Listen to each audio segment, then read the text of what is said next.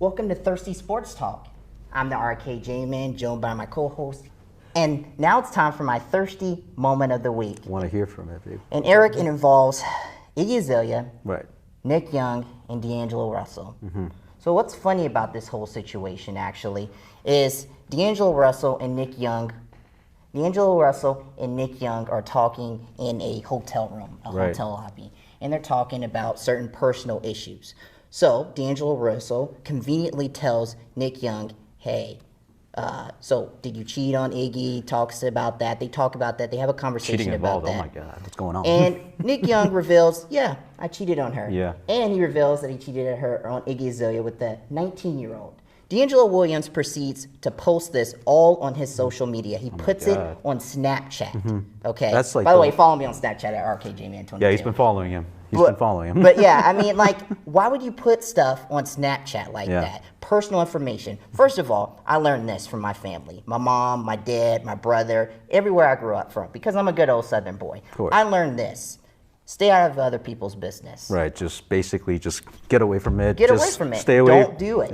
And also, don't snitch on your friends. Don't snitch on your coworkers. Don't snitch on your teammates. Don't snitch on anybody, because you know the saying, right? Snitches get stitches. Well, the fact of the matter is this. D'Angelo Russell doesn't get that. He also broke the guy code. There's a code. It's almost like the Ten Commandments. The bro code, guy code, whatever you call it. It's like the Ten Commandments. Basically, what you don't do, the two top rules, is you don't snitch on your friend, okay? Right. And you don't try to get with your other friend's girl. Right. Maybe D'Angelo Russell was possibly trying to do this in order to get with Iggy Azalea. Trying to get to, a little bit of controversy in there, because obviously controversy does create cash. It does create cash, but the fact of the matter is this.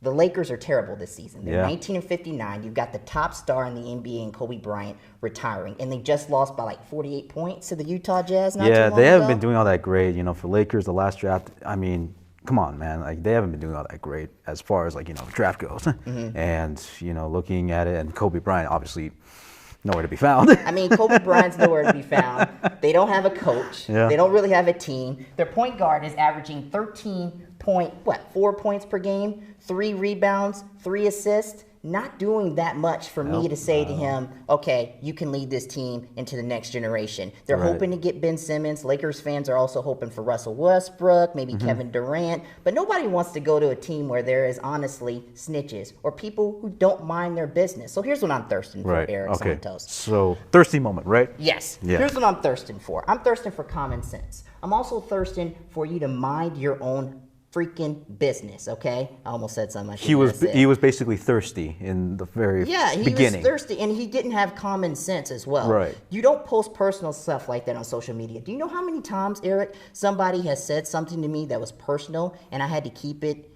between me and them, and it could have hurt another person? It's like the Hippocratic Oath. Right. Hippocratic, whatever. Hypocritical. Hypocrite. Well, he was a hypocrite in this situation, and it just did not work out well for him. I'm concerned for the Lakers, period. And the fact of the matter is this. I blame the management staff as well. Maybe if you got some high-quality players, some players in free agency, maybe if you draft better, maybe we wouldn't have the issue of everybody being so concerned just because Kobe Bryant left. Or maybe teammates wouldn't be so bored that they would be posting their own teammates' personal business on social media. Right. Be careful what you post out there, kids.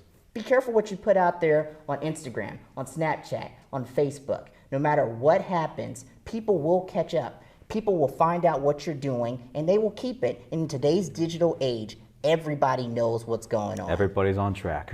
So basically on check as well. Eric, I don't know what the Lakers' plans are, but I do know this.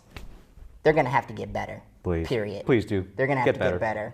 We'll be right back here on Thristy Sports Talk with the RKJ Man. But Serena Williams getting out there and doing that, it's something unique, it's something different, and it's something I love to see. Like, athletes are normal people too. They want to have fun. And as a matter of fact, guys were coming up to her, trying to twerk with her. One guy was like, I can't do it. My back can't take it anymore. Serena Williams busted his back open. But it was good stuff. I love it. It was funny. It's great stuff. Anyway, we got so much more coming up for you here inside of Thristy headquarters. Coming up next, my Thirsty Quote of the Week is going to involve Donald Trump, Eric. And it's not something he said, it's something somebody else said against him.